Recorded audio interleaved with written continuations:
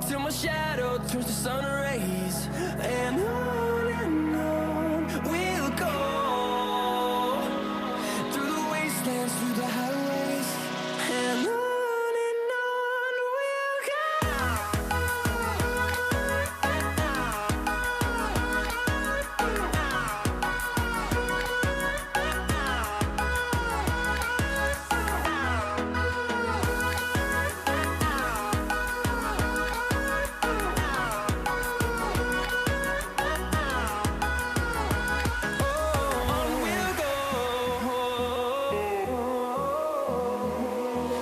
Finding life along the way, melodies we haven't played.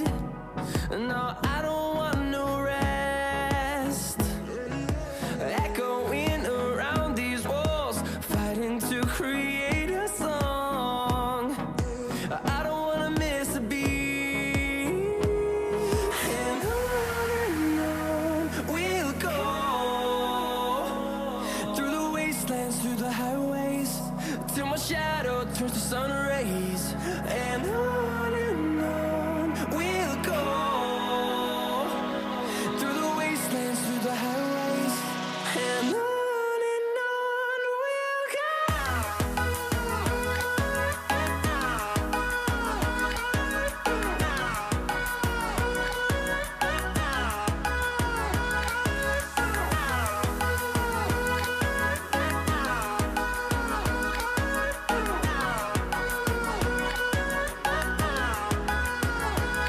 And we'll grow in number, fueled by them to see the horizon, turn us to thousands. And we'll grow in number, fueled by them to see the horizon, turn us to thousands.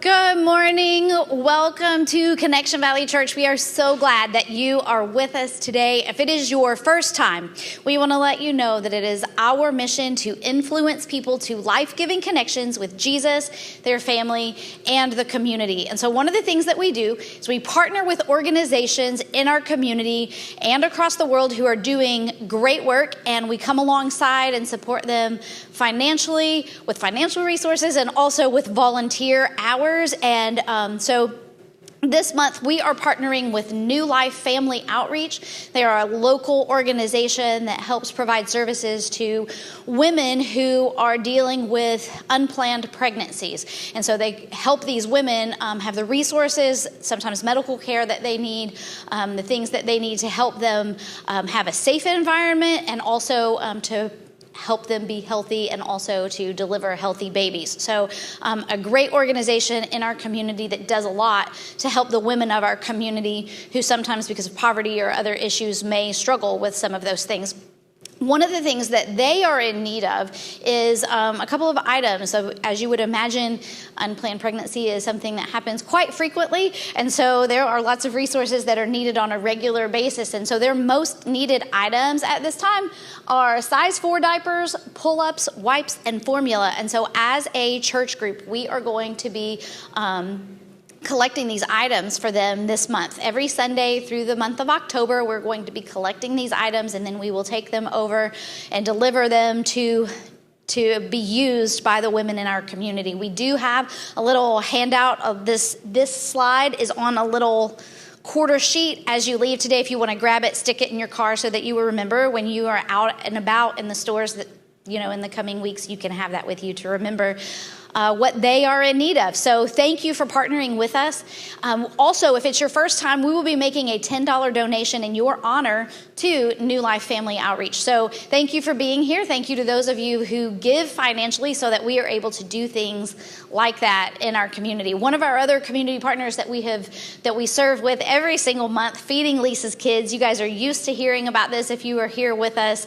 It is that time again, the first Wednesday of every month. That is this coming Wednesday. We will be volunteering with Feeding Lisa's Kids again, 6:30 to 7:30 a.m. over at Wesley Memorial United Methodist Church. We'll meet up in their picnic shelter and provide food for food insecure families in and around the High Point area. So if you can be available to load up those cars or even possibly deliver that food, we would love to have you be with us for that. We had an amazing group last time. It was a very, very good day for us. So that is this Wednesday morning, 6:30, right down the road.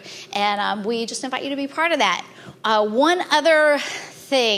Two other things. This coming Saturday, we have an opportunity to get together just for some fellowship and fun together at the home of Amy and Brad. We're going to be having a chili cook-off. So if you have not RSVP'd for that, you should have already done that by now, but we will let you slide on in and still participate with us this coming Saturday. We would love to have you there. So go ahead and RSVP, make plans to be there, and eat some chili and some dessert. It should be a super, super fun night. And we talked about this last week. One of my most favorite things that we get to do in the fall is Trunk or Treat. That is coming up on October 28th, the last Saturday of the month. We need you guys to decorate your cars and pass out candy to the kids in the Jamestown community. We'll be parking back behind Cakes by B, Blue House Bakery. And several people have already signed up. I've already decided what I'm doing for my trunk, so we would love to have you guys be part of that with us. You can RSVP for that as well so that we know that we have enough cars and we don't have to start harassing people to decorate their cars and pass out candy, because we want this to be a fun event in our community, because we want to let them know that we love them and we can have fun too. So lots of really great things. Oh, also tonight, if you are in 7th through 12th grade, CV students will be meeting across the hall, 5 to 7. We will have dinner. We would love to have you be there. We'll be continuing our series on compassion, so some great things planned for tonight. Would love to see you there. Now, I know when you came in today, if you're online, you missed this. If you are here in person, you saw a whole bunch of things out in the lobby as you came in. Today is a very special day. We told you that this day was coming, and you might not have believed us, but the day has come, and we are going to get to hear from Reba Bowman. She is the founder of Dare for More Ministries. We partnered with them as a community partner a couple of months back, and so we are going to get to hear from her all about the work that her organization does in the world. And specifically in Guatemala, I believe, is what she's going to be talking to us about today. So Reba has a lot of passion, and we are so excited to have her share from the stage this morning so that you guys can see what you have been part of contributing to and what you have the opportunity to be part of contributing to in the future. So thank you so much for being here. If you would, Amy is going to lead us in some singing this morning as usual, and I'm always so grateful for the opportunity that we have to sing together, to praise God together, to kind of come together in unity, really, to all the things that separate us from our weeks, from our jobs and the circumstances that we face. We get to come together in this moment, in this hour, and be together for just a few moments and sing together and praise God together. And I just think that that's a really cool thing. So Amy's going to lead us in that. I don't know why I got emotional about that this morning, but it should be a good day. So go ahead, stand up, say hello to someone around you, and then please sing with Amy so we can share this moment together. It isn't. You know, I mean, loving Jesus and letting him know is a really good reason to get emotional, Brooke, especially whenever we do it with other people, because there's just something really beautiful. He inhabits, he lives in, he dwells in the praises of his people, and we can join our voices. So let's do that this morning. Now, I know you know these two songs, and there's a nice size of us in here, so let's just really lift up our voices. Worthy of every song we could ever sing, worthy of all the praise we could ever bring, worthy of every breath we could ever breathe. We live for you, oh, we live for you, Jesus. Jesus, the name above every other name. Jesus, the only one who could ever save, worthy of every breath we could ever breathe. We live for you, we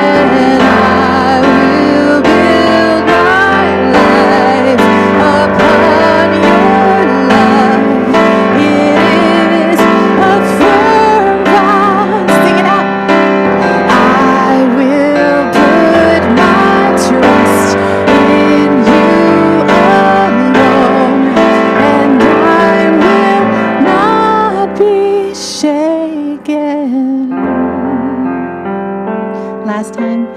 Holy, there is no one like you. There is none beside you. Open up my eyes and show me who you are and fill me with your heart and lead me in your love to those around me. That's so beautiful, you guys. You can have a seat. Thank you.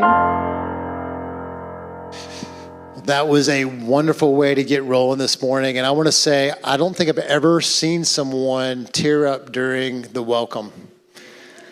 And she's walking out of the room now. But I was thinking about Brooke and how much I love her heart.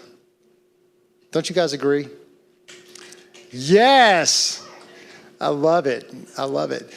So a few years ago, we saw a video put on social media from a friend of her little boy singing to his mother. And his song went like this: I love your heart.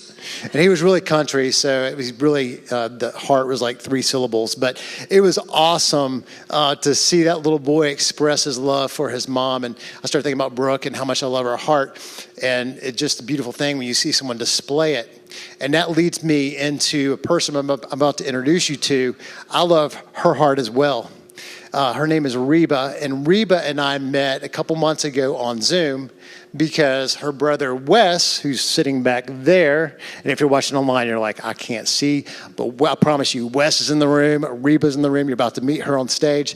But Wes introduced me to Reba because Wes works out at our gym, and he was telling me about a mission trip he went on to Guatemala, and he started telling me about the mission that Reba was leading with Dare for More Ministries, and I'm like, I want to meet your sister, and I want to talk to her about what she's doing. And our church is looking for partnerships that go beyond just right here, but really looking to the ends of the earth and where Jesus is working. And so she got on a Zoom call with me, and Brooke was in the other room while we were talking.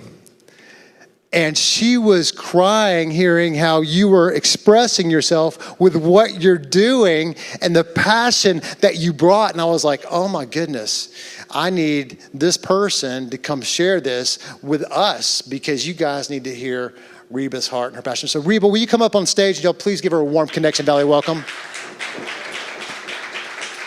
Woo.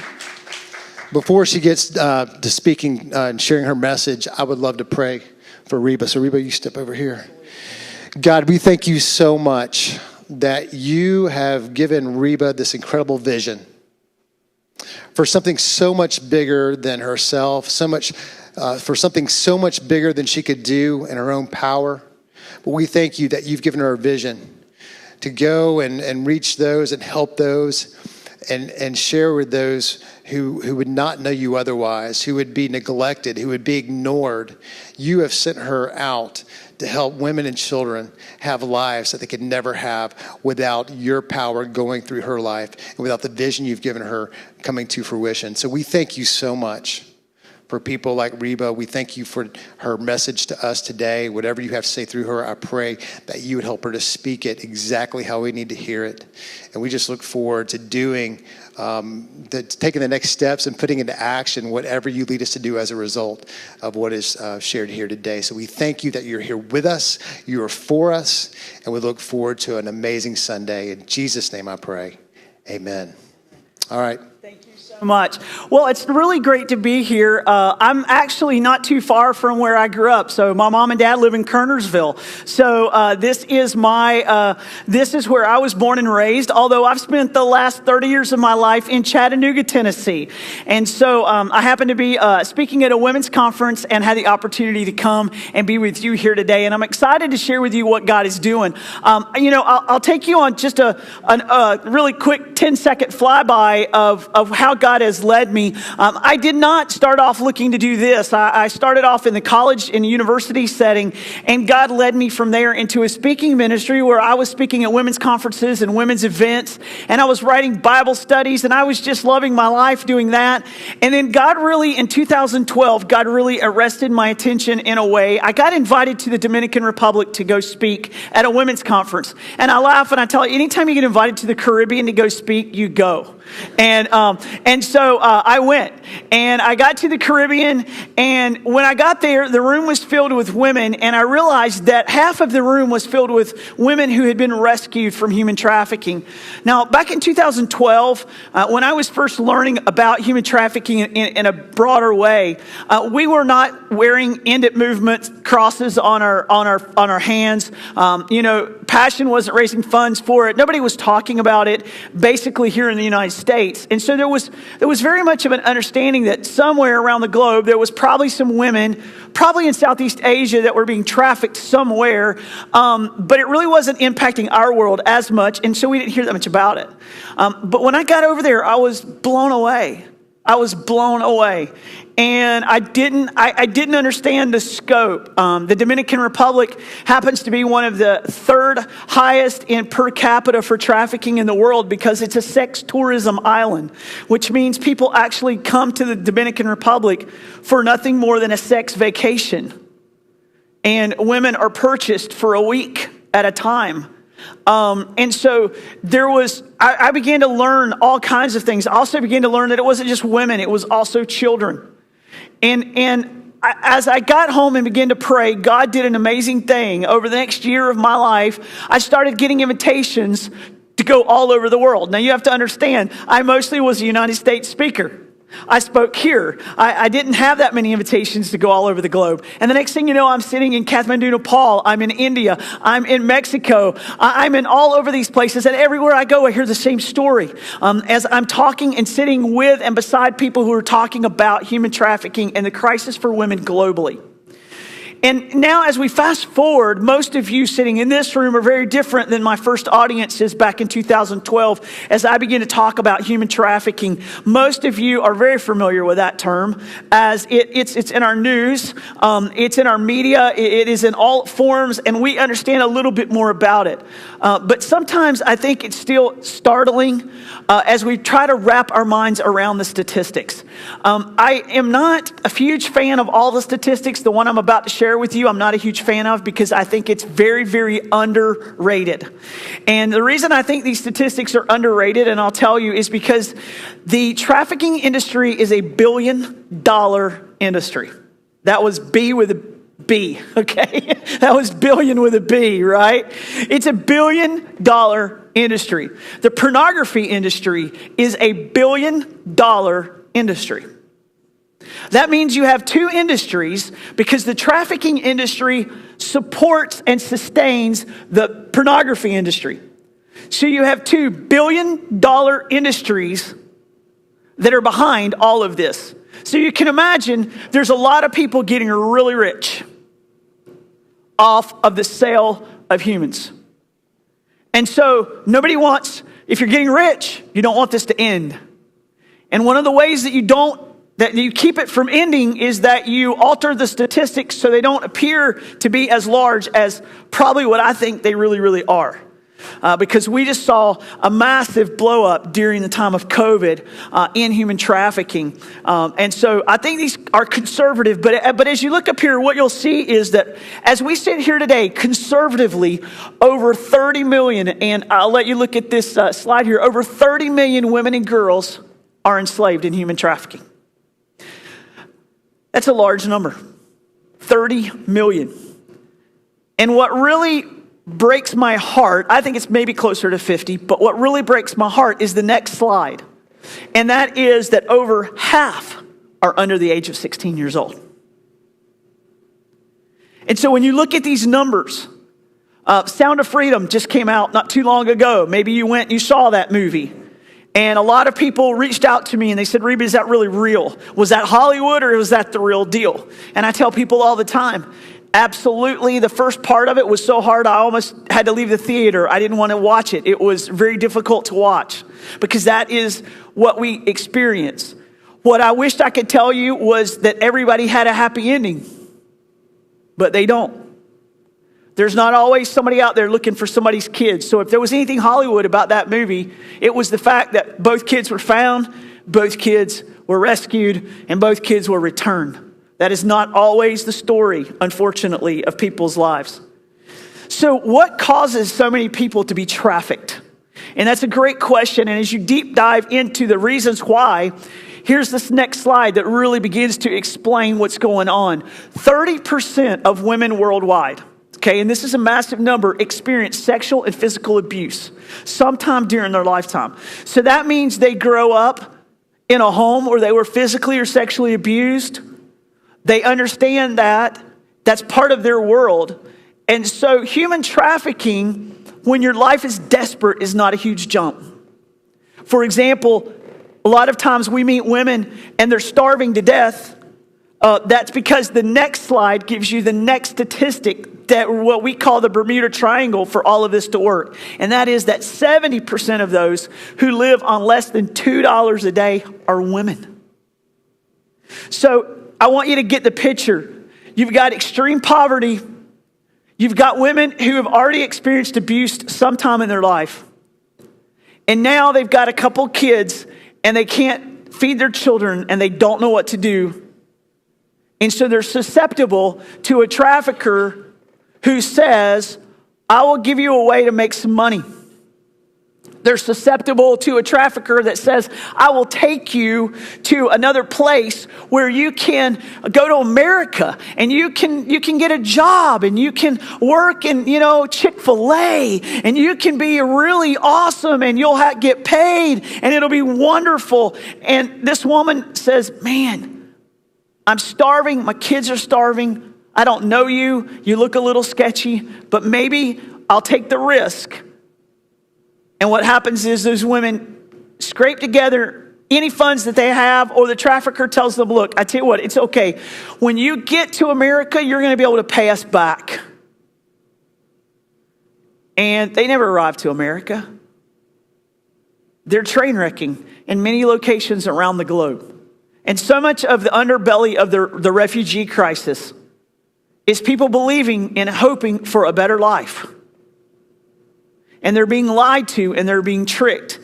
And they never get to that better life and they never resurface. And so, God has called Dare for More, and that's kind of our next slide. God has called Dare for More to kind of bring some light into a really dark place. And so back in 2012, when I left the Dominican Republic, God really just sat down on my heart and began to say, Reba, something's got to be done. You're in women's ministry. I want you to do. So I thought, okay, we're going to close up Dare for More US and we're going overseas. God, where are we going? And I thought maybe I'll go to Nepal, because as we were in Nepal and we were hiking through some of the areas, I went into villages and there's no girls in the entire village.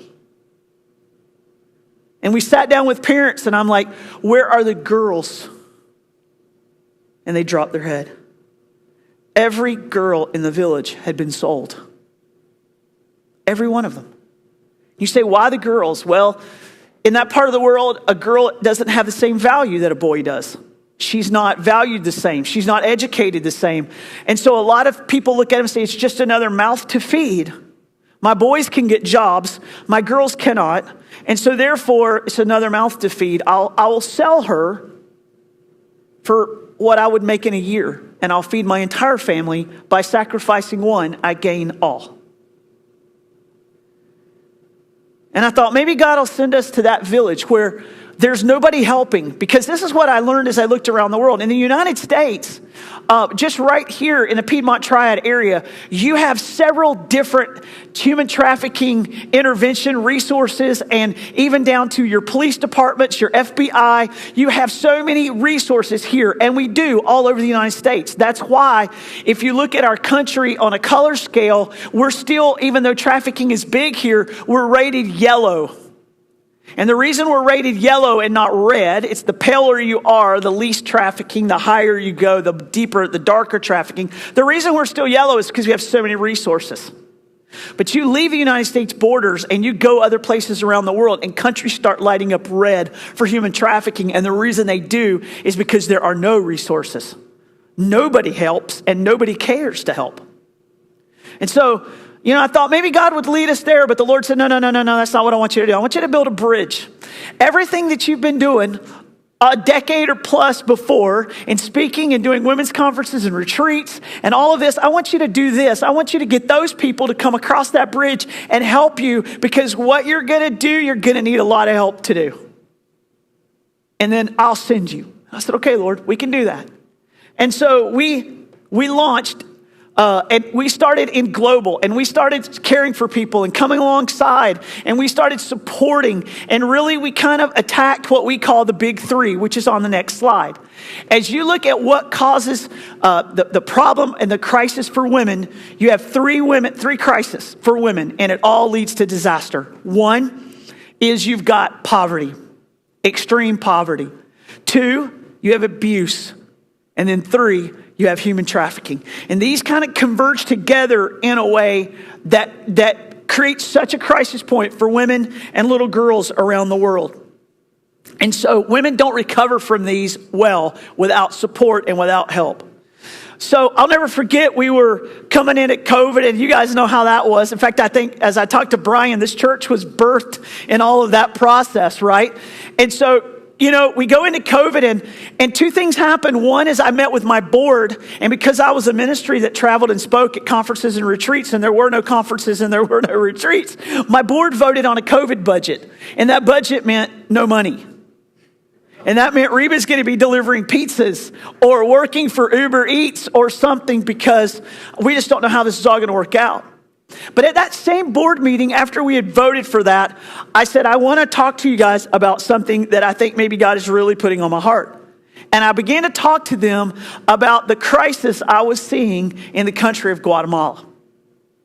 And I'll never forget one of our board members. She's from Eastern North Carolina. She's got a really strong country accent. And I'll never forget, she raised her hand and she's like, are you telling me that we just voted on a budget?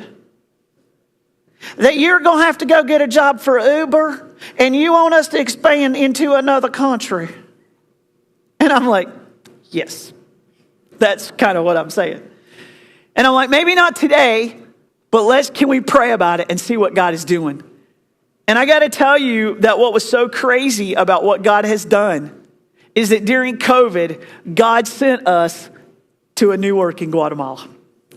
Just like he birthed this place during COVID, God, the world may have shut down, but God did not stop working during COVID. He was very busy at work during COVID. And I want to share with you some really scary facts about Guatemala. And these are overwhelming, really. Guatemala is third in the world for murder against women. Third in the world. It's a very difficult place for women to live. Abuse and poverty are huge. When you step into the violence and the abuse and the rape, it's an accepted part of the culture.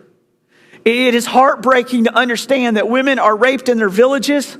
During COVID, there were curfews. Brothels and bars were closed down. As a result, men would grab women that are walking through their villages. They would rape those women. Those women would become pregnant as a result of that rape. They would try to hide that pregnancy from their actual true husband or the man they were living with, because they didn't want him to beat them because they had been raped by another man. And they would hide that pregnancy for 9 months and go deliver a baby in a field and walk away. And they were finding babies in fields all during the COVID crisis. Newborns. As escalation of rape and violence towards women grew even worse than what it already was in a culture that was already accepting of abuse. Children are dying from malnutrition and abuse in that country as well. It's heartbreaking. And women who are mothers are having to make very hard decisions. What do I do? What do I do? Human trafficking is on the rise. The reason it's on the rise is because we've opened our borders on the United States side. And so because the Texas border is open, and again, I'm not making a political statement right now. I could care less about politics. What I care about right now is people. And that border opening, what that's caused to do is send signals all through. It says, hey, you can get in through Texas, which means you got to go through Mexico, which means you can come up through Central America. And so right now, people are piling through Guatemala, and that's where they run out of money. As their mules that are taking them across are really traffickers, and they're like, you're out of money. Here's what you'll need to do. You'll need to pose for some videos. You'll need to pose for some pictures. You'll need to go sleep with a man. You'll need to work for a brothel. And you could do this for a couple of months, and then we'll get you there. Here's the problem. They never get there. They never get there. And the world is coming to us in Guatemala. And I believe God knew this was coming. And so we're working with 2 population groups in Guatemala, as you kind of can see on the next slide. And that is, one, we're working with the Mayan people group. These are the natives to the country, and we're working with them. They live in villages. They are experiencing the greatest poverty of the whole country. Most live on less than $2 a day. This isn't one of our actual women. This is actually her children, and this is actually her house. As you can see, corrugated metal, held up by wood or bamboo. She has a dirt floor, no electricity. This is her life and her world.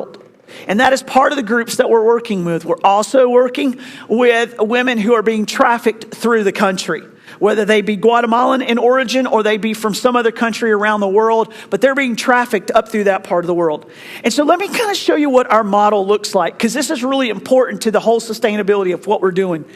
First of all, we are opening and operating safe houses. Our goal is to operate and own several of these in different locations around the country, so that a woman can, if she's in trouble on the eastern side of the country, we can put her on the western side. If she's in the north, we can bring her to the south. Because the goal is not for a woman to live in a safe house for the rest of her life and her children. It's giving her a chance to re-enter the world in another place that'll be safe. And so we operate through the model of safe houses. And these are for women and their children who need a safe house. Their lives are in danger. I'm excited to tell you that if the Lord continues to help us, the first safe house of its kind will be opened in January, and it is going to receive women and children. God has done amazing miracles for us in giving us an opportunity to purchase a piece of property, and that property had a lot of the buildings on there that we need. God has supplied in miraculous ways, and we are only $400,000 away from having that entire property paid off in less than a year. And I'm asking the Lord, before we get to January, would you just let us pay it off and have it done? What a blessing that would be, as we then can turn and put our energies and our funding into more sustainability and into expanding the work. And so one thing we do is safe houses, but the other thing we do is women's training centers. Now, the women's training centers are teaching women a skill, and this is super important, because a lot of women don't come to us because they want to hear about Jesus. They come to us because they're starving and they want to learn to do something, and they want to do it in a dignified way. So we teach them a skill so they can support their own family, which is very honoring to them, and it's very important that we do it this way. So when you came in, you saw leather bags, coffee, and baskets and stuff sitting on that table, and you may have wondered, what is all this? Well, these are all products that have been made by the women in our training center. It sustains them, gives them a job, but if you'll look close, you'll notice this is not a pity buy. This is some of the most amazing products. We have our leather has been graded as the top 5% of all leather. We're in the top 5%. It's amazing. Our coffee is specialty grade. It is grown, harvested, roasted, bagged, and shipped out fresh from Guatemala, from the origin. It scores an 86 or higher on the specialty grade coffee scale. And so for those of you that are coffee snobs, or you understand a little bit of coffee, you understand that those pieces are really big deals. And God has given us a miracle. We're actually able to ship it straight to your door thanks to UPS by a subscription model, or you can buy a bag on our website. It's a really, really cool way. If you love coffee, I told Brian earlier, I'm like, our slogan is, does your coffee do this? If it doesn't, it should, because this coffee rescues, it restores, and it helps women. And if you're buying coffee that doesn't do that, well, you should be. Why not? If you like good coffee. And so it's a really cool way for our women to be able to get a job, but it's another cool way for you to be able to support them. And let me just tell you what it's all about, because I could care less about selling coffee, and I don't care about selling leather bags to you. What I care about is for women to have the hope and the healing that's found in Jesus Christ. And that coffee and those leather bags give us an opportunity to sit down beside a woman and say, let me tell you about the hope that's found in Jesus. Let me tell you about how God can speak into your brokenness. Let me tell you how God can change your life. And man, we are seeing so many incredible stories of how God is doing these things. This next slide, this is Terry. Terry is one of our trainers, and we have a baking program. The baking program you don't get to see out there, all right? But the baking program, these women who live, as you can see, this is their home. They cook on fires on the floor, and we needed to give them, with no electricity, a way to sustain themselves. And so the baking program was birthed out of this. This plate that she's holding in her hand is going to lay down on the grate on the open fire, and then she's got a pan over there with boiling water. She's going to put that pan of boiling water on that grate. It's going to heat up and the water's going to boil. Then she's going to take a cake pan. They're going to mix all the ingredients that they have access to, put it in the cake pan, and then behind her shoulder on the right, you see aluminum foil and chicken wire contraption. All right, our trainer built that and worked on it till she got it just perfect and caps it over the top, and 45 minutes later you have an amazing cake. And then those women sell the cake or the banana bread by the slice in their village and are sustaining their families that way. And it's a really cool part of our training center. Let me show you our safe house, Lord willing, that we'll be moving into in January. This is not an institution, it's not a prison, and it doesn't look like one. It is a house for healing. This house will hold about 20 people at its current capacity, and we have the ability to expand it to about 30, but we probably will not expand it a whole lot because it needs to feel like a home. Women enter this place and their children enter this place. It's the only safe house of its kind in the whole entire country that accepts women and children. And they enter this place traumatized and broken, scared out of their minds. Just a couple months ago, we got a call from one of our judges that we are working with through the judicial system. And she said, I've got a woman whose husband or her boyfriend or whoever, he dumped a flammable substance on her from about the waist up, and he set her on fire. And she's just coming out of the burn unit, and she needs a safe house to hide away. Are you guys ready yet? And we're not. And so we hid her away somewhere else. But these are the crisis points. Women come in raped, pregnant, beaten, scared out of their minds. And this is a place, you ever know when you've been gone on a trip for a few days and you come home and you walk in your door and there's that feeling that you get when you're home. You're comfortable. And that's what we want this place to be. Everything as it's designed to be is designed to be a place that brings healing and brings hope to women. And a lot of times as I share these things, it's a little overwhelming. The statistics are a lot. And I think sometimes we react in two ways. Number one, we feel overwhelmed. And then two, we say, how can I help?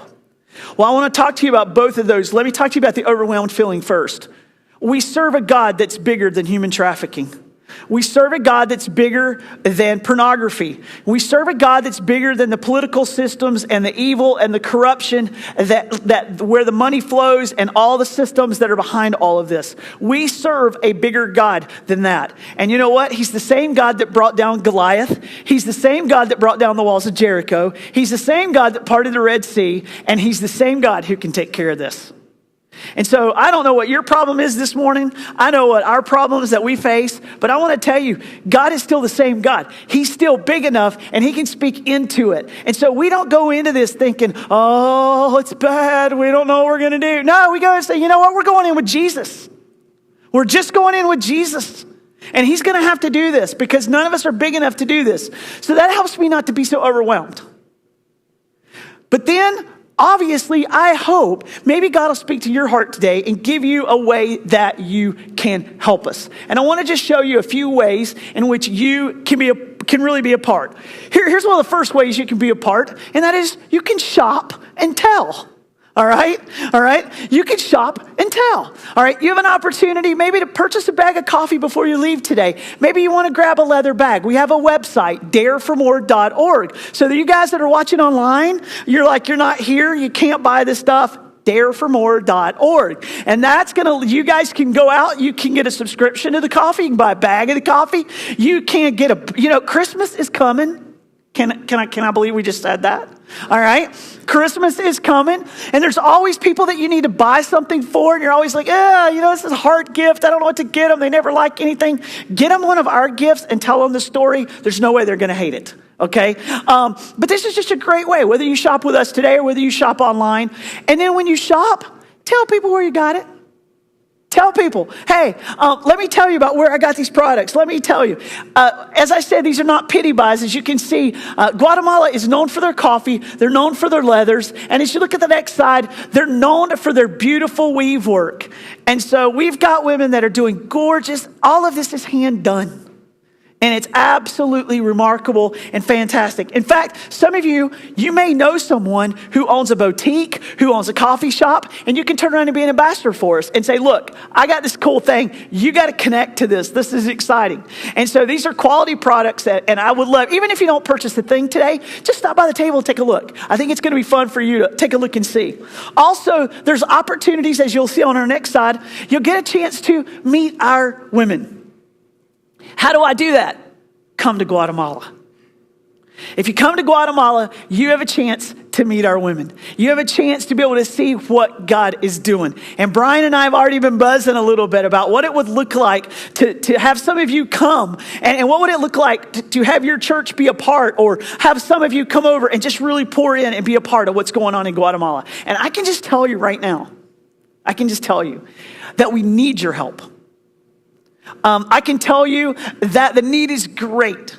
And I would love it. We've built this bridge, and we love it if you cross it with us. And in whatever capacity you can do, we would love to have you be a part of that. I always get asked, can you keep us safe? Absolutely. We do 3 things for you on a trip. Number 1, you stay in a nice place.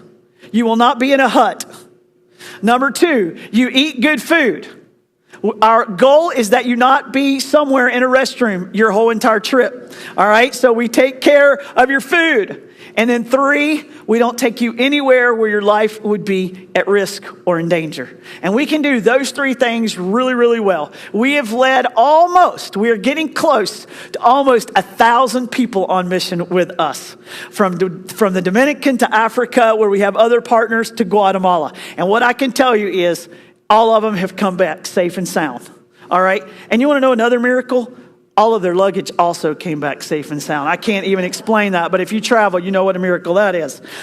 There's also one more slide I want to share with you, or just 2 more.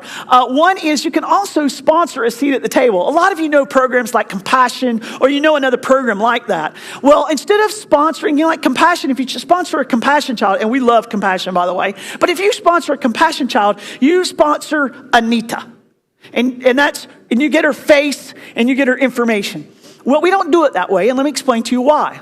And that is because we want our women to graduate from the program, and we want them to get on their feet and be able to get out. We don't want them to be connected with us for their entire life. So our program is situated a little different. So what we ask you to sponsor, instead of sponsoring a person, we ask you to sponsor a chair. And that seat will hold many, many women who will come through the program. And it's an amazing way for us to keep our training centers open and operated and sustainable. Every time we get one covered, we can open another one. So here's how it's cool. This is another prayer request. Would you pray with me about this? I'm looking for 70 people, and I think I have 6 now, so I'm knocking that number down a little bit. But I'm looking for 70 people before the end of the year that would say, hey, you know what? We want to sponsor a seat at the table. If I can get that, I can open up a brand new training center. $45 a month. Covers is a third of the seat, all right? So it takes a couple of those together, and you cover a whole seat. That's why I need 70, okay? So maybe you're interested. You're like, man, I would love to sponsor somebody. I'm almost out of brochures on the table for this, but you can get any other pieces of information back there, and we'll connect you if you're interested in that. I'd love to talk to you about what that sponsorship looks like. But for $45 a month, you can sponsor a woman who's going through our training program, and it's just an incredible thing. You know what? You can learn more about Dare for More as we move through our slides. You can learn more about how you can partner with us in other ways as being ambassador. And we've got a QR code right here on this next slide. And you know what to do with those. That takes you straight to our website. So, if you want to look at that, or you can get some information on the back of the table. And so right before I end, and I'm going to show you a video here, I just want to say thank you. I want to tell you a story on behalf of our women, and I want to say thank you for letting me come today and letting me share with you what God is doing. One of the women that you saw on the screen, when we met her the very first time and we got to her home, we started teaching her in the baking program, and we started beginning to pour into her life. And I went to her graduation, and I sat in her home at her graduation. And I said, would you mind telling me your story? And she said, no, I would love to tell you my story. And she said, weeks and weeks ago, before you guys came, I had made a decision. She said, my husband is beating us so badly. And she said, I had to rescue my kids somehow. And the only thing I could think of to do to rescue my children was I was going to kill myself. And I knew if I took my life, my husband would take our kids and he would put them in an orphanage. And they would eat in that orphanage. And so I decided that I was going to take my life. And she said, the day I was going to take my life, your trainer, Terry, showed up at my house and said, hey, do you want to be a part of a baking program? And she said, I laughed at her because I don't have any electricity. I don't have a stove. And all I have is a humble fire on the floor. And she said, oh, that's not a problem at all. We'll bring you all the bowls, all the spoons, all the equipment. We'll bring you all the stuff. We'll bring you everything you need. And I'm going to teach you how to bake a cake right here on this fire. She said, I was completely intrigued. And I always wanted to bake a cake. And so she said, I thought, I'm not going to take my life today. I'm going to wait and I'll make one recipe. And so our trainer came. She brought the recipe cards. She can't read and write, so we have it all in pictures. We brought all the equipment. When they graduate from our program, part of that sponsorship that is $45 a month, that gives them all the supplies. And she said, she started teaching me. And she said, in the first day, I made banana bread. And she said, it sat there and I thought, this thing will never work. What is this thing? And she said, while I was sitting there staring at it, your trainer was telling me about Jesus and about how he had healed her and how he could heal me. She said 1 week turned into 2 weeks and 2 weeks turned into 3. And your trainer kept showing up every Saturday to my house and we kept making a new recipe. And I kept saying, next week. And she said on the 5th week, I received Jesus as my Savior. And God began to do something in my life. She said, we were still getting beat. But she said, for the first time in my life, I saw a glimmer of hope. She said 2 weeks ago, which was 2 weeks before I arrived, 2 weeks ago, they came to measure to build me an Adobe oven because that's part of our program. We want to get that fire off the floor because kids fall into it and get burned. And so she said, Terry's husband, Carlos, came up to my house to measure to build me an Adobe oven. And I told my husband about it. And so my husband was waiting on Carlos. He said, they're not going to build you an oven. And Carlos was there. And while Carlos is talking to her husband about building an oven, this guy looks at him and says, tell me why you're here. And Carlos shares the good news of the gospel with her husband. And he received Christ on that day. This woman was lit up. She said, we have a brand new house now. I haven't been beaten. My kids have not been beaten. She said, my husband fixed our house up. Now, guys, I looked around. The floors are still dirt. The walls are still bamboo. And I don't see any difference. But she did. She did. And just 3 weeks ago, I was back in Guatemala and I went up to visit her. And we took some food and went in to check on her and see how she was doing in a follow-up visit. And I ran into her kids. You're going to get to see them in just a second as we roll this video. And her kids are hugging on me. And they're so excited. They know I've got suckers too. That's always helpful. And we're loving on them. And we're checking in on her. And she said, my life is forever changed. My life has forever changed. And this is what I know. God is still changing hearts. It's changing lives. He's still redeeming people's souls. And what's more important is what I can promise them eternally. It's not what I can promise them right here on this earth. But I'm going to tell you, when we can do a little bit of both, it's a win-win. So I want to take you to Guatemala with me, and I want to show you videos I finish up. And then Brian, when this video comes to an end, I'll let you come back and close out as you would see fit. We can roll the video.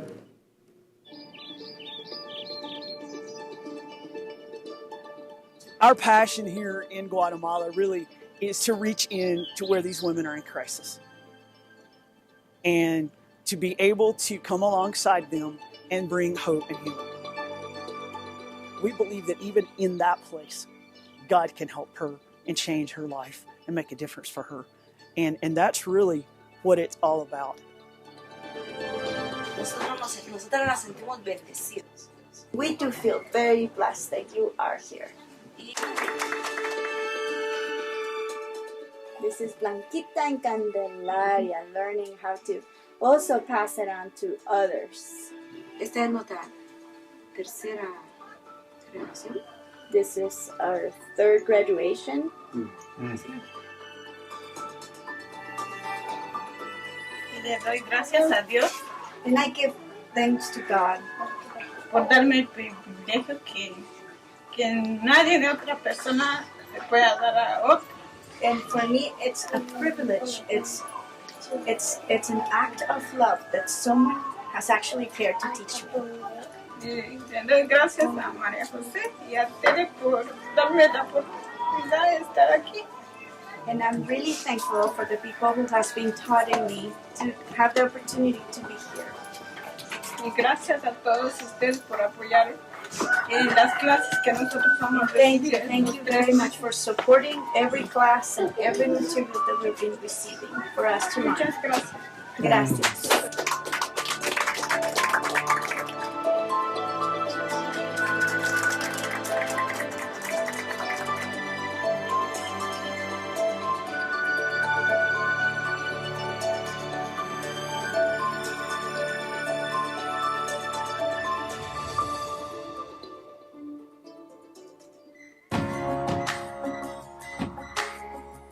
'Hey everybody, welcome to the Women's Training Center. You've been hearing about the great things that we're actually doing right here, and we wanted you to get an opportunity to see this. So you can see some of the stuff behind me. It's really amazing. The women are working so hard. They're doing a fantastic job. And we've got, you may want to just look around a little bit. We've got sewing machines happening, leather bags are happening over here, we've got baskets happening over here, pillowcases behind, and we've got all kinds of amazing stuff going on in this room. And really this is all about one thing. It's about giving women an opportunity to be able to learn a skill, to be able to grow in their faith and encouragement so that they can turn around and be able to care well for the families that they love so much. And God is doing some amazing things here. So we're super excited. So thanks for just taking a quick glimpse into a women's training center right here in Tierra del Fuego, Guatemala.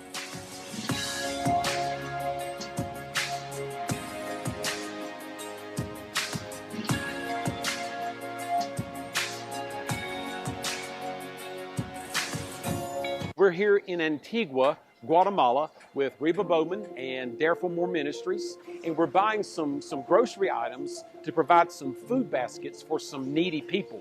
It will make a phenomenal difference for them to have some things that we take for granted, that we just go to the grocery store, pick up, don't think twice about it. So we're going to have some fun, pick out some fun things the kids will like, and make some food baskets that will hopefully make a big difference for some families.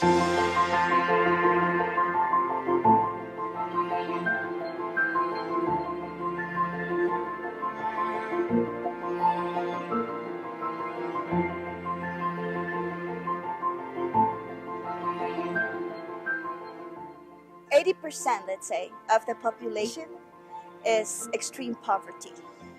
That population is very rarely if they get an education, and that's where all of the high statistics comes with bad nutrition, abused, and all of that. So that's 80% of the population. Guatemala is third in the world for murder against women. That's a hard thing to grasp, but a country this size would be that statistic.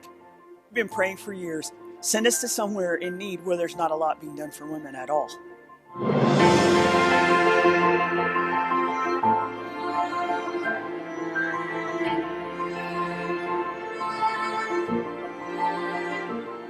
I would love one day to stand here and tell groups that sit in this place, there are multiple safe houses spread out all through this country, and there are many, many, many dozens of women's training centers scattered all through these hills and all through these things where God is doing his work.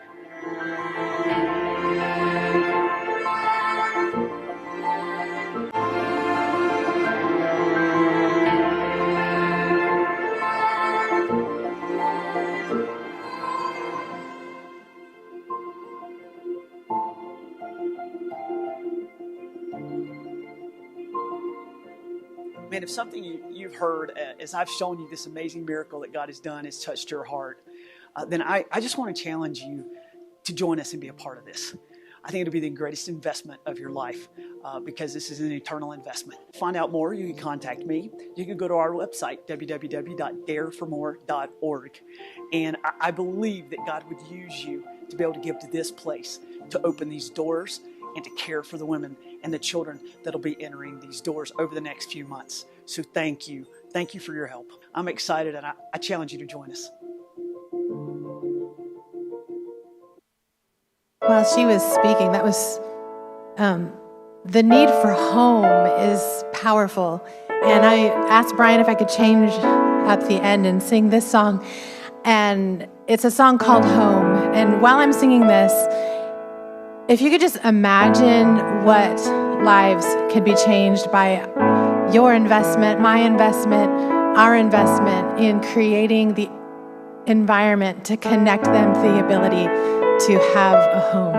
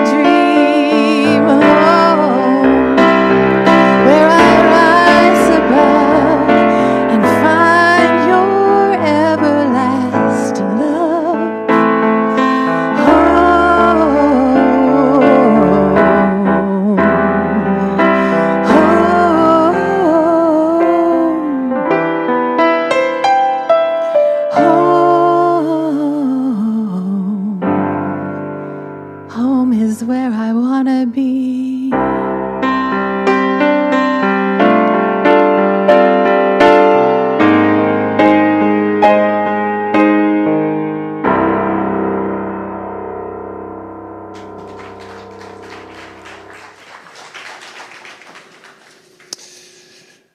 Wow.